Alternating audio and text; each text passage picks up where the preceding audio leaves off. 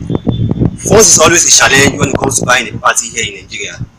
A lot of Nigerians here and abroad who are very interested and genuinely interested to buy a property or to own a place here, either to buy a land or to buy a house. But they are discouraged because the funds they have is not enough, or they don't have the funds at all. So what's the solution?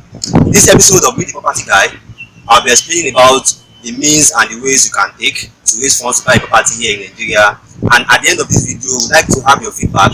Have you bought a property here before, and how were you able to overcome the challenge of raising funds? We'd like you to share your story with us. And also, if you are considering or planning to buy a property here in Nigeria, what are the means that you are planning to raise funds to buy a property? So let's go into the topic. Someone saying that if you can't afford it, then save for it. So saving is one of the means which a lot of Nigerians have used to be able to raise funds to buy a property that they desire. But to me, it's not ideal, and I'm going to explain why.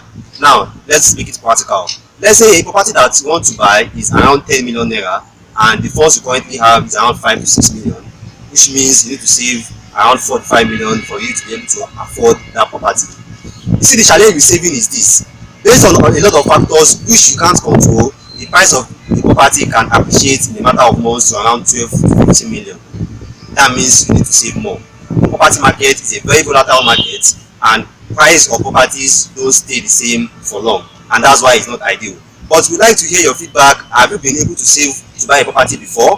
And if you are currently saving to buy a property, are you struggling, or what are the challenges that you are currently facing with that?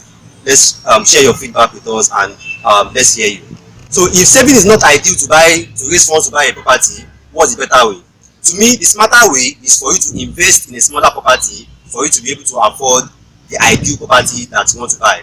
I've realized over the time that a lot of Nigerians end up not owning any property at all because they were waiting and saving to buy the ideal property.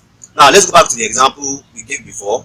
You want to buy a property for 10 million and you have 5 million. So instead of saving, what you can do is you can buy some very affordable properties which your 5 million can afford for now.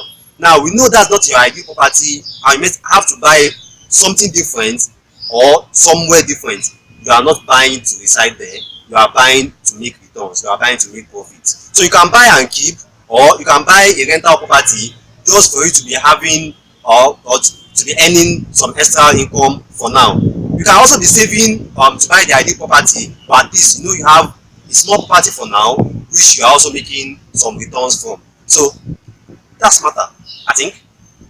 And there's a common saying that something small is better than nothing at all. So does this sound interesting to you, or is still a bit confusing? I don't get this yet. You can reach us, drop a comment on our page for that, or you can also reach us on our official WhatsApp channel, and you can look at the property that you want to buy, what you have for now, and the smaller properties that you can buy for now and be making returns. So lastly, you can also raise funds to buy a property through mortgage or buying with installments. I'm still going to do a comprehensive video where I'm going to explain the terms, the pros and cons to buying with mortgage or installments here in Nigeria. So you can keep in touch with our channel on that. So that's the three ways, that's the three means which you can use to raise funds here in Nigeria. You can save, you can invest in something smaller, or you can buy with mortgage or buy with installments. So from these three different means that I've explained in this video, which of them do you feel is ideal to you? Do you prefer to save? Do you prefer to invest in something smaller? Or do you prefer to go with something like mortgage or with an installment plan? You can get back to us on that. You can drop a comment or reach us on any of our official channels, and you can look to the best option for you.